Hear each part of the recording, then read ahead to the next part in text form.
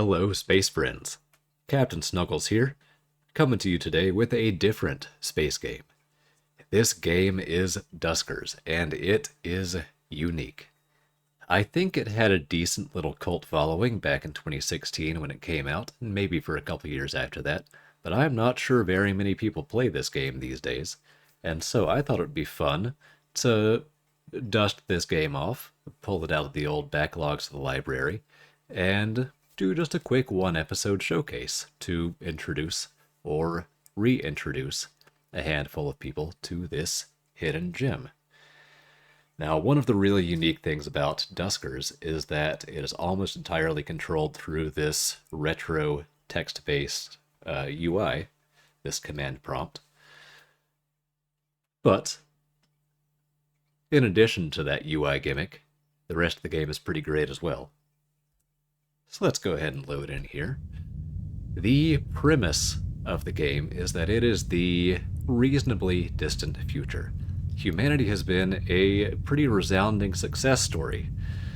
Humans have spread throughout the universe, colonizing numerous systems in numerous galaxies, and, well, really made a name for themselves. Up until, about 6 months ago, when, one by one, ships and settlements started going dark, and somehow, someway, the apocalypse hit us. And at this point, humanity is gone. Gone almost without a trace, except for the abandoned settlements and drifting derelicts scattered throughout the stars and now inhabited by rogue bots and mysterious monsters. Our character is an explorer from an enclave of humanity, a mysterious enclave of humanity, might I add, that has not yet been wiped out by the apocalypse. And our job sounds simple on the surface. Figure out what happened to humanity. Figure out the nature and cause of this apocalypse. Which, well, is easier said than done when you're the last human out amongst the stars. And there's an added twist as well, which is that because our character does not know what caused the apocalypse, we can't risk coming into direct contact with any of these derelicts or the creatures aboard them. And so, we operate entirely remotely through the interface of our ship, controlling drones through this clunky retro interface, which really makes the game very tense, because this method of interacting with the universe makes it hard to respond in real time to all of the terrible threats that we find aboard these spaceships. And so with this tense, sometimes horrific setup, we travel throughout the stars, traveling between multiple galaxies in the universe, multiple systems in the galaxies, exploring the drifting derelicts, trying to pick up fragments of lore from the ship's logs and figure out what happened, while also trying to get the resources we need to upgrade our ship, upgrade and repair our drones, and generally just survive from one day to the next while we keep trying to piece together this puzzle. And it is one heck of a puzzle. You can see in my objectives log here, I am very late in the game. I have almost fully upgraded drones, and have gotten a ton of lore, but frustratingly, even though I've investigated a bunch of different theories, from a universe-wide pandemic to some kind of super predator to a rogue AI, they've all felt like dead ends, fragments of the truth. It's sort of tantalizing glimpses of what might have happened, but nothing concrete. And so I am still searching. Now, like I said, I'm very late in the game. I have explored a ton of the universe, but there is one Stargate left. This one, 576 EA, that I have not gone through yet, which means there's at least one more galaxy to explore, which means there may yet be a chance to solve this mystery. But if I'm going to venture once again into uncharted space, I really need a better ship. My current ship, the Pompeii, does have a good name, but, well, she's not much of a ship. I ran my last ship into the ground, things were breaking, and I had to abandon her and switch ships before things went even more downhill. So I ended up with the Pompeii, which is just a civilian ship, nothing special at all, has good fuel economy, but has very poor scrap capacity and pretty poor upgrade ability. Now, the scrap capacity is a real killer because scrap is what you use to repair your ship, repair your drones, upgrade your ship, and everything else in between. It's basically the currency of the game, and the Pompeii cannot carry much of it, which means I don't have much of a stockpile if things go south. Pompeii can only carry 38 scrap, and, sometimes if a mission goes south, you might find yourself spending 40, 50 scrap all at once just to get back to the status quo and get your drones repaired. So, 38 is not going to cut it. I want a better ship, and, well, I've looked through a lot of the ships in the galaxy already, so a lot of them are sort of off limits, but there is one that's caught my eye, which is the TrueTech down here, a military ship which has military permissions, which can get us additional logs and additional access to various facilities. It could potentially have better modifications than this ship. Will probably have worse fuel economy than the Pompeii rather, but I'm not too worried about that. And critically, it has a scrap capacity of 71, so pretty close to double my current capacity. And I really, really want that. So I'm going to go for it. I'm going to attempt to board the TrueTech, clear it of any infestations, and commandeer it for myself. Now, little problem there.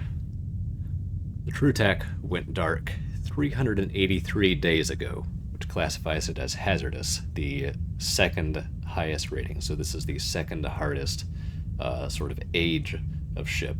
We do not know how many infestation types are on there. It's probably 3, it might be 4, based on the age, which means that I'm guaranteed to be facing at least one of the really nasty infestation types. There are 4 types of infestations. 2 are sort of basic rogue bots and monsters that can deal a lot of damage, but are reasonably predictable. The other 2 are absolutely horrifying, can come out of nowhere and massacre your bots. They're the real horror in this game, so I'm going to have to fight at least one of them. So I need to make sure I'm prepared. I'm going to go ahead and travel to the TrueTech and get ready. Look over my drone situation. So, I'm glad I did, because I actually have some damaged drones here I should get as repaired as I reasonably can before I set out. But here is my lineup. I have Jeff, my scout and frontliner. By the way, all of these drones have names, and because we're the last human, or one of the last humans, and the only human out in space these days, I feel like our character is justified in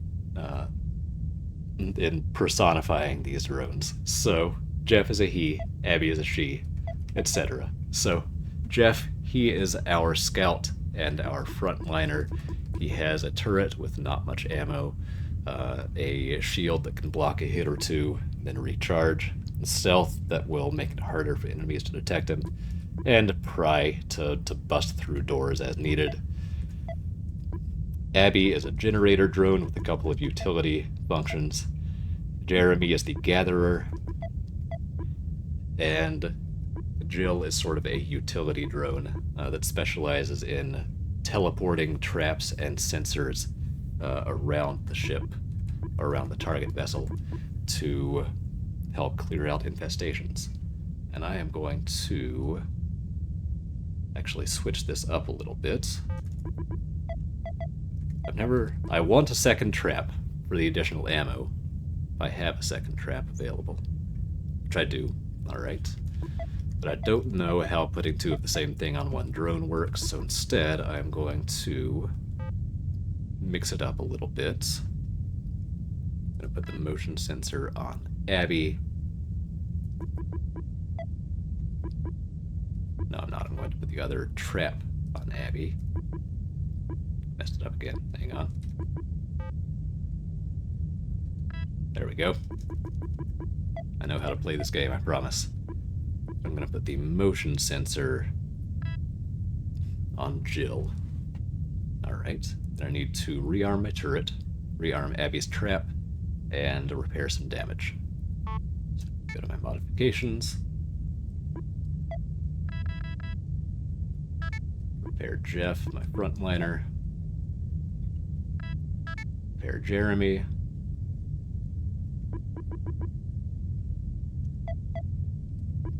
Rearm the turret. Rearm the trap. Alright. And I'm gonna scrap Ron, because I really need the extra scrap. And alright. Now let's see, what do I have in my ship? I do not need transporter. I'm glad I looked at that. Let's see, I want my ship upgrades to be remote power and the ship's surveyor, so I can see what I'm looking at. And also power up an extra generator. Alright, I'm sure that made perfect sense to all of you who have not seen this game before, but don't worry, hopefully you'll pick up on it as we go along, or at the very least you'll be entertained by me struggling my way through this hazardous ship, and trying my best to commandeer it. So here we go. Without further ado, we are going to try to commandeer the True Tech.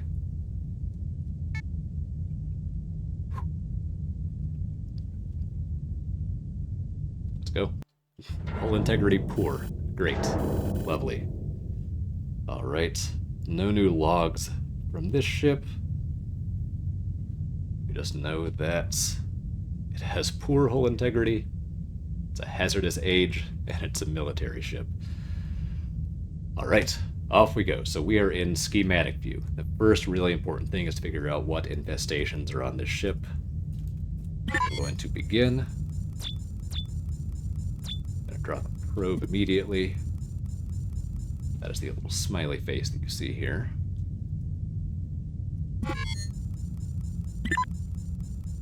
Alright, so there are a ton of resources available here, but I don't want to mess with those just yet. So that was schematic view. We can also switch to drone view. The utility of this is pretty limited. Oh my god. D7 is already being attacked by some infestation. We're going to open up an alternative door so that hopefully this bad guy will stop attacking door D7 and will not bust through. But trap 4.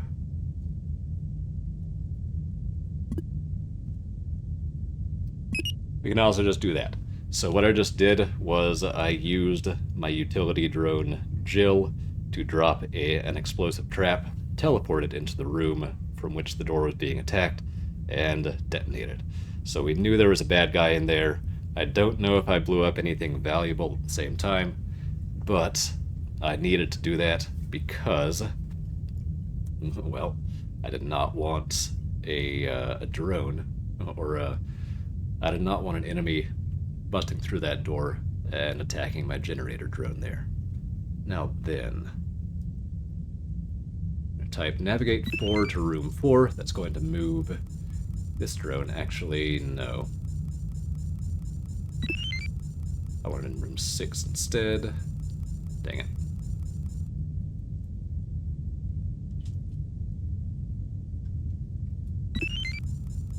I want to drop a sensor in room 6 to keep my generator drone from being ambushed. I'm going to switch to my scout drone, Jeff. We'll look around this room a little bit. Activate the motion sensor on Jill. Doesn't tell me very much, but it's something. Now I'm going to start scouting around with Jeff. Activate stealth. Open door D6. So again, my objective here is to clear out all the enemies from this ship and fully explore it so that I can commandeer it. Alright, this is a generic monster here. I just call it a monster. I think it has a proper name. I'm going to type my custom command fight. It activates the shield and turret on Jeff. The monsters are powerful, but they are slow, so I just circled behind it, took it out. Easy peasy. That's one of the basic enemies. They can jump scare you, but that's about it. Alright, this is the second type of enemy. I call them robots. Again, I think they have a proper name, but I call them robots. Now then, we can see from our motion sensor that room 8 may or may not have enemies in it. So, I need to get in there with Jeff to determine once and for all whether it's clear. So we're stealthed up, going through the door. Once again, just the monster. Fine with that. They take a decent many bullets to kill, but it's not terrible. Now I need to check this room for any slime, which is the really nasty enemy. Alright. We're good there, so I'm going to open up door 15 and navigate drone 3 to room 9 because there's an interface panel in room 9 which will let me power up the defense turrets that are on the ship. Interface. Defense. Alright, so we have cleared room 3. So let's open up those 2 doors. I'm going to move drone 1, Jeff, into room 3. That was just cleared. So now we have this path available to explore. So what did we... Okay. So that's the last enemy type. Potentially a last enemy type is the swarm. You can see this big pile of corpses on the floor, kind of. Which means I need to watch out for vents. Swarms can come out of vents and ruin your day, but I have not seen any vents on this ship yet. This may not be too bad. Famous last words. Oh, if you listen carefully, if I've got the audio balance right, you can hear a buzzing in the background. There's probably a swarm in this next room. So I'm going to open up door 4, but also close door 5. Yep. Now the question is... Oh.